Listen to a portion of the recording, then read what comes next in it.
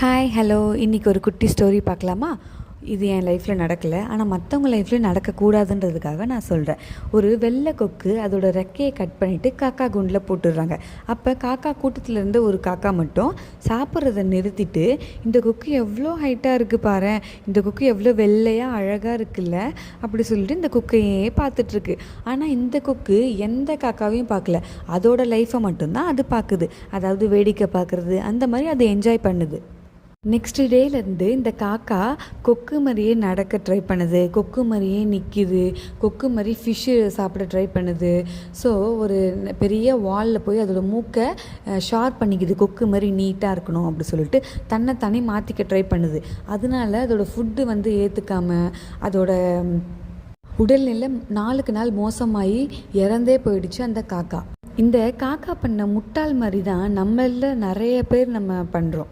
மற்றவங்க லைஃப் கூட நம்ம லைஃப்பை கம்பேர் பண்ணுறோம். ஃபோனை எடுத்து ட்ரோல் பண்ணாலே இவங்க கார் வாங்கிட்டாங்க, இவங்க இவ்வளோ ஜுவல் போட்டிருக்காங்களா, இவங்களுக்கு இவ்வளோ சேலரியா, இவங்க ட்ரிப்லாம் போகிறாங்க அப்படி சொல்லிட்டு மற்றவங்க லைஃப்பை நம்ம கம்பேர் பண்ணி நம்மளே நம்மளோட லைஃப்பை அழிச்சிக்கிறோம். நான் மட்டும் இவ்வளோ கஷ்டப்படுறேன் என் லைஃப்பில், ஆனால் சுற்றி இருக்கவங்க எல்லாம் நல்லா இருக்காங்க அப்படி சொல்லிட்டு நம்மளே நம்ம நம்புகிறோம். ஆனால் உண்மை என்னன்னு நமக்கு தெரியாது.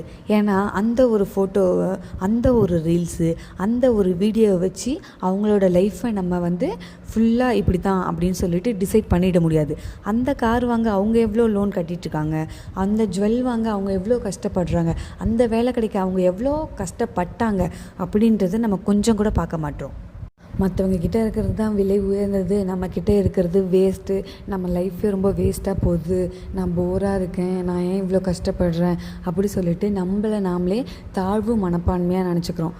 ஆனால் நீங்கள் ஒன்று நினச்சி பாருங்களேன், நீங்கள் உங்கள் லைஃப்பை வாழலை, மற்றவங்க லைஃப் மாதிரி உங்கள் லைஃப்பை வாழணும்னு நினைக்கிறீங்க. அது ரொம்ப தப்பு. நீங்கள் நீங்களாக இருங்க, உங்களுக்கு பிடிச்சதை பண்ணுங்கள், லைஃப்பை ரொம்ப என்ஜாய் பண்ணுங்கள். Don't compare anyone's life with your life and be happy. So இந்த மாதிரி நீங்கள் வாழ்ந்தீங்கன்னா உங்கள் லைஃபு ரொம்ப நல்லாயிருக்கும். உங்களை மட்டும் நீங்கள் பாருங்கள், உங்களுக்கு சார்ந்தவங்களை மட்டும் நீங்கள் பாருங்கள். Okay, bye bye, thank you.